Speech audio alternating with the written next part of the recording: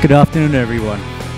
You know, when they told me I was going to do a chat, I thought to myself, there are going to be 20 people in the room. And then I came in just now and I saw a lot more than 20 chairs.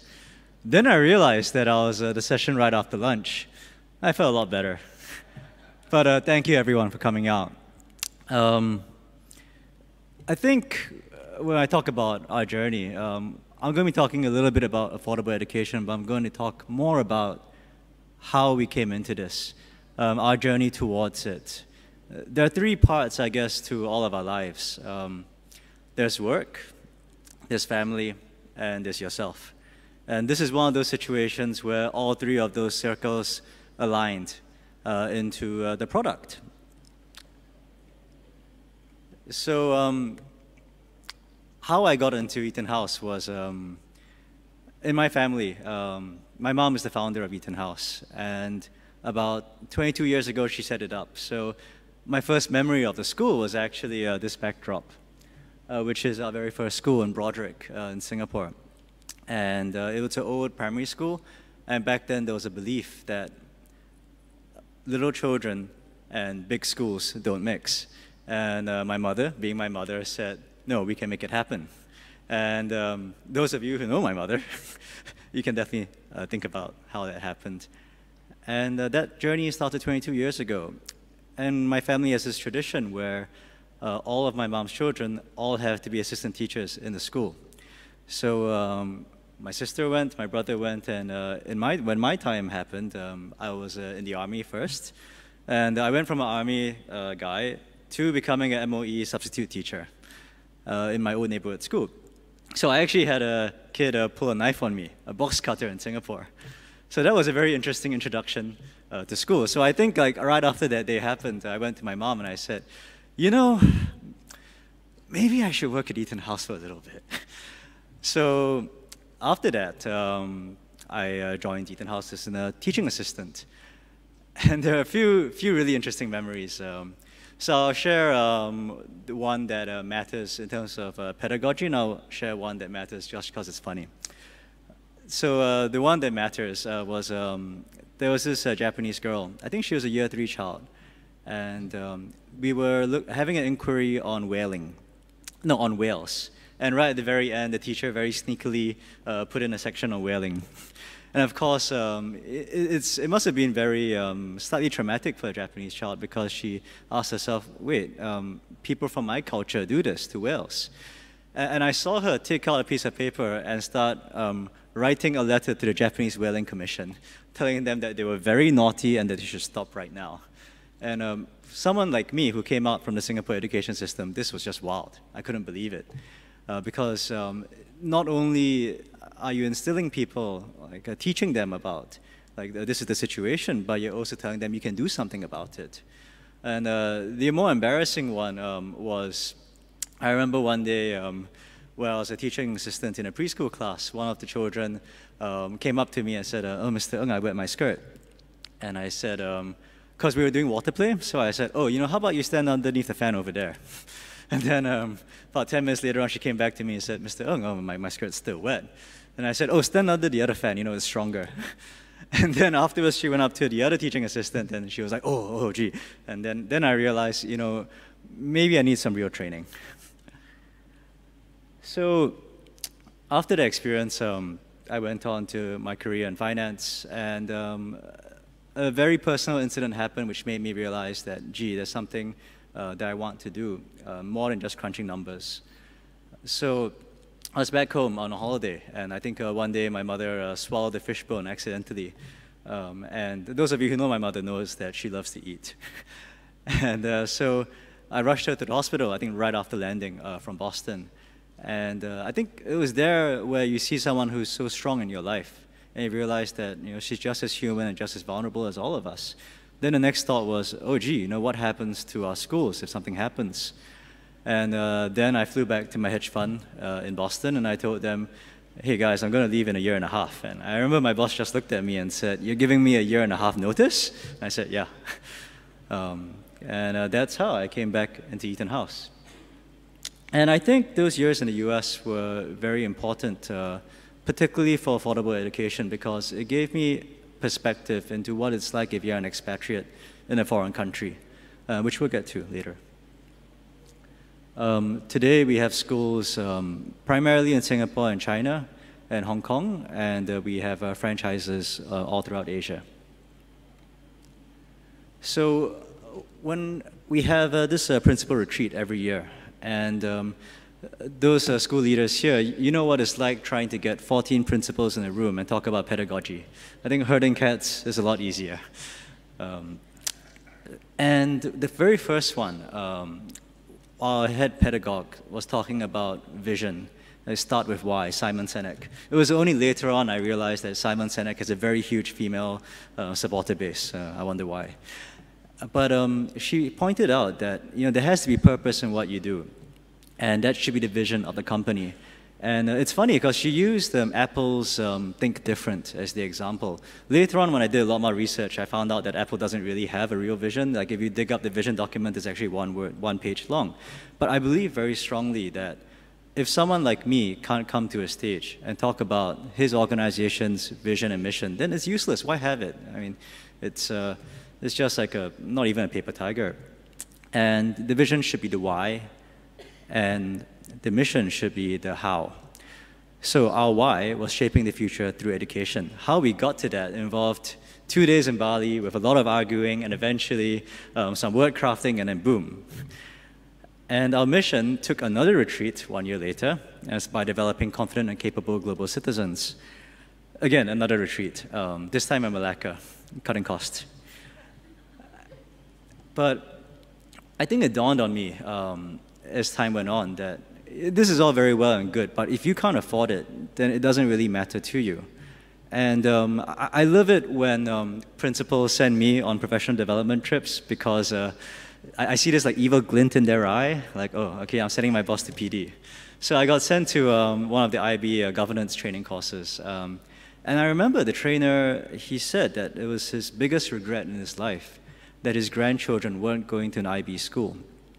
And that thought kind of sat with me, because I thought to myself, yeah, like if you take out a piece of paper and you do the math and you look at your average school fees in Singaporean international schools, it makes perfect sense if you're not a teacher yourself. So I think afterwards, I had a friend who worked in one of the big oil companies in Singapore, and the head engineer of that company, he couldn't send his children to international school. A, because he had too many children, and B, because of his package. And that sat with me too.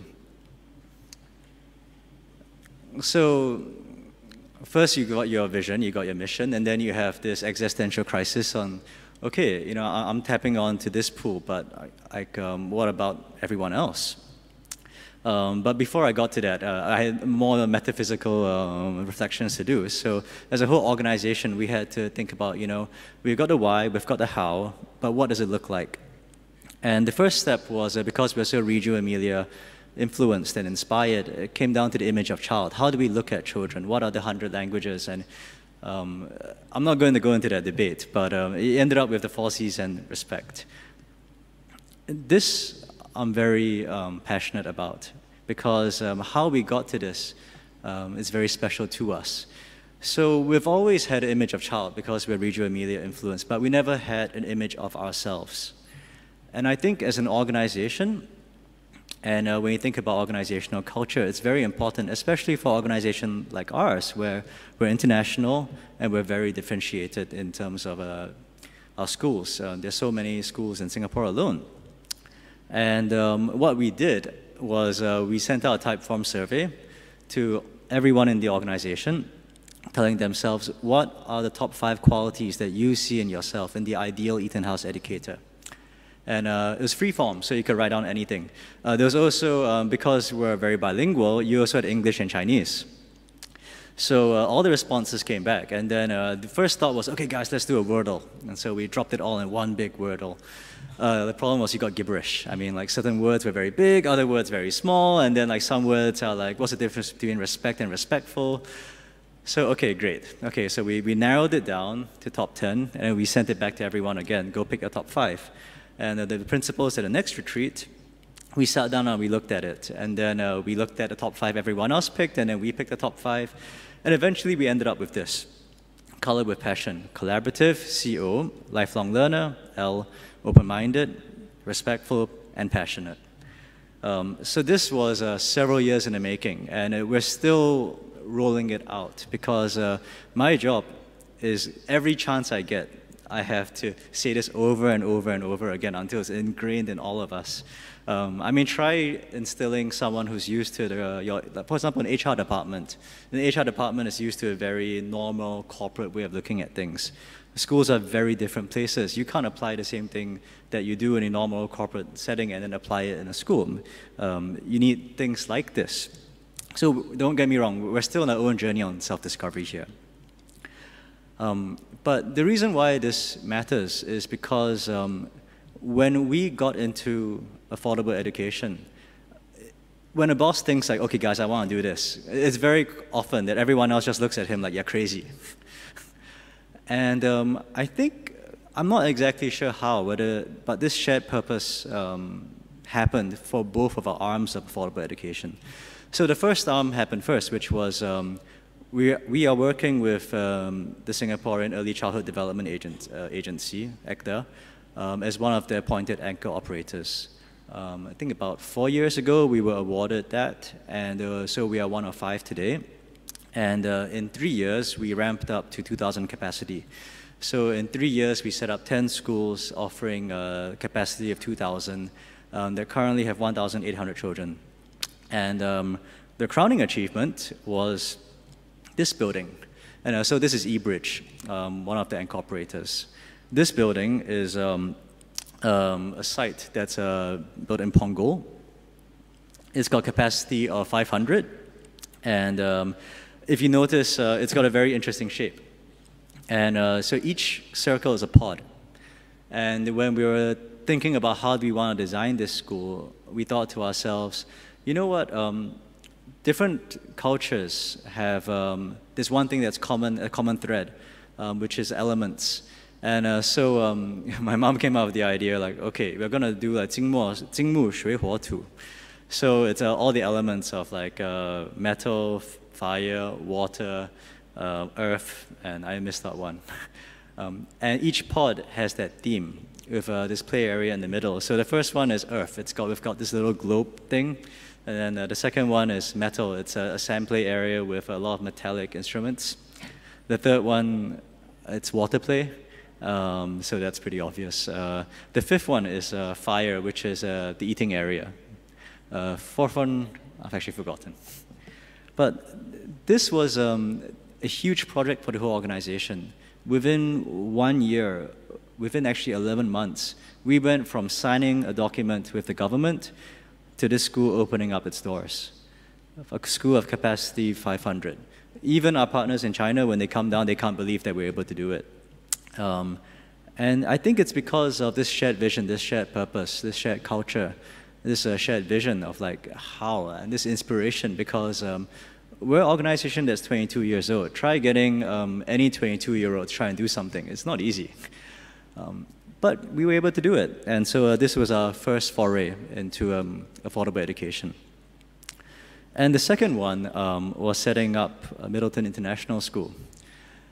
So after that IB training session, after I was talking to my friends, I realized this is something that we have to do. Unfortunately, once you come to that realization, then comes the execution. And I think for every organization, everyone's got great ideas. How do you actually get it done? It's really, really difficult and painful. I think it was October of last year that we decided, okay, we're going to do it. And the beauty about EtonHouse is that when everyone decides that, okay, we're going to do it, things happen very, very quickly. So first, we asked one of our most experienced educators to step up to be principal, and thank God she did, because we all know how important school leadership is. And then we had to find a site. We found a site that worked out for us. We got to get the landlord to give us permission. And then those of us here who have dealt with CPE, you know how that works out. And so within October, we said, okay, we're going to do it. We had open houses in December, and I remember these open houses where I would stand in front of 200 parents who were convinced that there was a catch in there.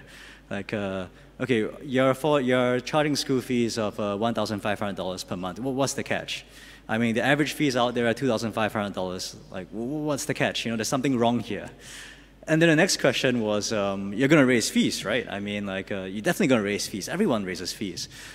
And the most bizarre thing is when you put yourself in a position like that, where you've got 200 parents who don't know you, who are willing to ask anything. And I didn't help things myself because I decided to go on a technical diving trip. And so I was literally deaf on one ear. I was deaf on one ear, nursing a cold, facing 200 parents, firing questions at me, like a round table. And my responses to them were that the overall teacher-child ratio of the school is going to be higher. There are going to be less specialist teachers, and that's the only way we can afford it. And the second thing about fees is that I wouldn't be very affordable if I was going to be raising prices on you. And I remember, like, I had parents coming up to me, like, demanding pinky promises. Because bear in mind, I can't accept formal registrations at that point because I'm not registered with CPE. I can't even accept enrollments on that day. So I was there telling them who we're going to be come January, and I'm sorry, you cannot enroll. So we had 2 open houses, and right after Christmas of last year, we got our CPE license. And I remember even the CPE officers were looking at me and said, "I'm sorry, what are you trying to do? Like, what's wrong with you? Why are you trying to do this?" And I said, no. It's part of our vision and mission. It's something important to us. And they're like, okay, fine, but do you have this document and that document? I was like, yeah, here they are. So we did it. And parts of us that are unique is we wanted to have a Singapore-inspired math, science, and Chinese curriculum in Middleton. And so Middleton's an international school. It runs on a January to December calendar, so it's a little bit different. It charges school fees of $1,500. And yeah, we have parts of our curriculum that are very Singapore-inspired. And that's something that parents are really interested in. I can't speak to strong leadership other than my principal. And in terms of facilities and resources, those of us who've seen the school, it's very, very humble. It's 5 classrooms and an open space. And one of the best memories I have in EtonHouse was actually 3 months after the school got set up. I was sent an email from the children of the Year 3 class asking me, "Mr. Ng, we have several very important questions to ask you. Can you please come down to our school?" So I carved out time, I went down. And again, you know, it reminded me of the Meet the Parents session, except they had set up this round table, this U shape, and they had put one chair right in the middle for me. And they had these very important questions to ask me. The first one was, like, why did you set up Middleton? So I shared it with them. And then they said, "Why is my school uniform this way?" And I said, "Well, I like to wear this blue and white checkered shirt and khaki pants because of my time in Boston." And so like someone noticed that I wear this, so we're going to make sure uniforms like this. So, okay, that was an easy answer.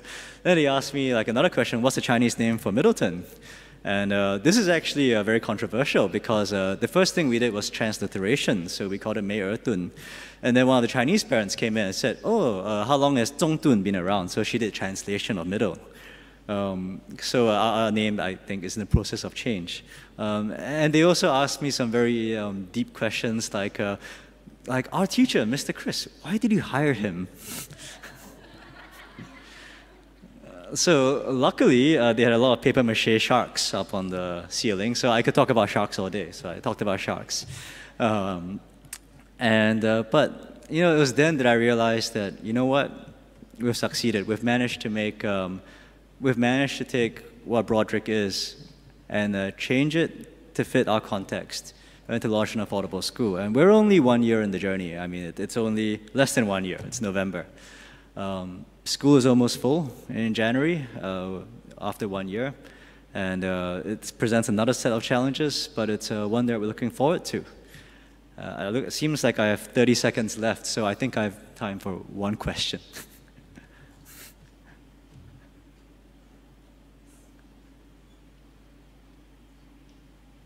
Don't all stand up at once now.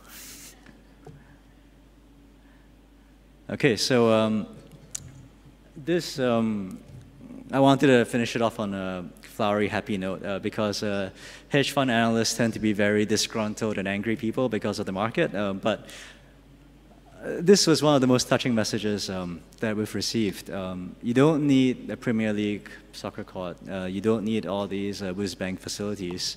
Parents do care about it, but in the long run, they care about what you do and how you do it. And I'm very proud of what the team, as well as the overall group, has been able to accomplish. Thank you, everyone.